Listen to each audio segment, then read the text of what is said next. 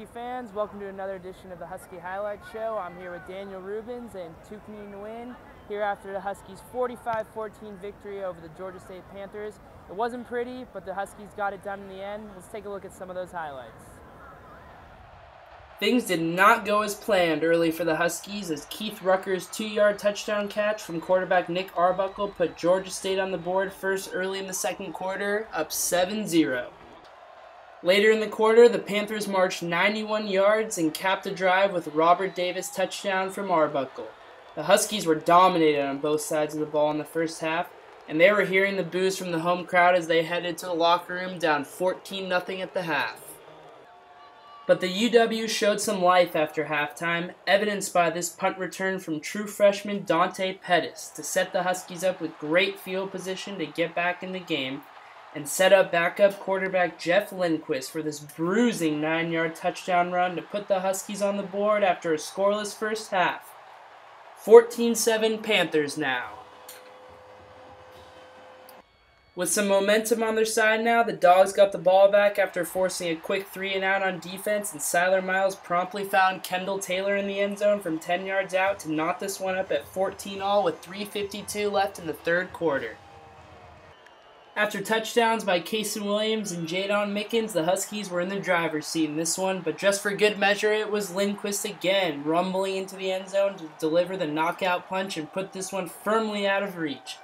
Huskies leading Georgia State 35-14 now. After John Timu returned an interception for a touchdown and Cameron Van Winkle tacked on a field goal, all that remained was for the Huskies to celebrate their 45-14 comeback win. So there we have it, guys. We see the Huskies explode for 45 unanswered points in the second half, go on to win 45-14. Obviously, the tale of two halves. Huskies look very flat to start on both sides of the ball. Tukni, what changed in the second half that you saw that maybe got the Huskies rolling in this one? I think they just went in the locker room, got their energy back up, and came back and executed a lot better. They looked at themselves in the mirror and said, this is not who we are, and came back and executed a lot better. Cyler Miles, Danny Shelton, John Timu, all leaders on this team, said they took this team too lightly, and they came back and played a lot better, closer to their potential in the second half. All right, Daniel, what do you think was a catalyst maybe for the Huskies in the second half there? I mean, I agree the execution and the energy were big, but I think a huge part of that was the punt returns brought in by true freshman Dante Pettis, who really showed up today, won himself a lot of fans in the stands today, with especially with that first return that really changed the momentum of the game, gave the Huskies great field position heading into the second half, their first drive, and really allowed them to get back into the game and get some of that momentum back that they had lost early. Right, so as Daniel said, Pettis made quite a name for himself as a weapon in this game, returning punts. Another weapon that the Huskies missed today was sophomore receiver John Ross, who Coach Peterson said is week to week with a leg injury. Easily the fastest guy on the Huskies squad. Tukni, what do the Huskies lose when Ross is not in the lineup? Well, that speed is obviously a big loss. He's clearly the fastest guy on the team, but also he's just explosive.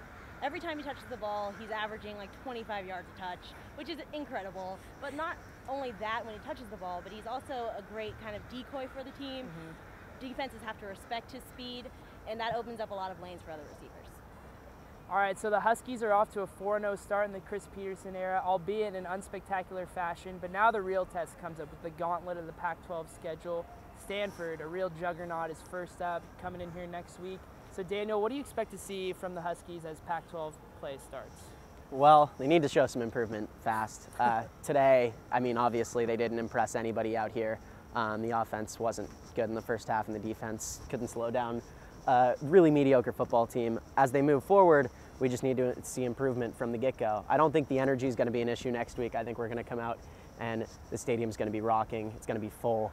And I don't think the energy at the beginning is going to be the issue, but the execution is. They need to continue to execute, which they didn't do early today.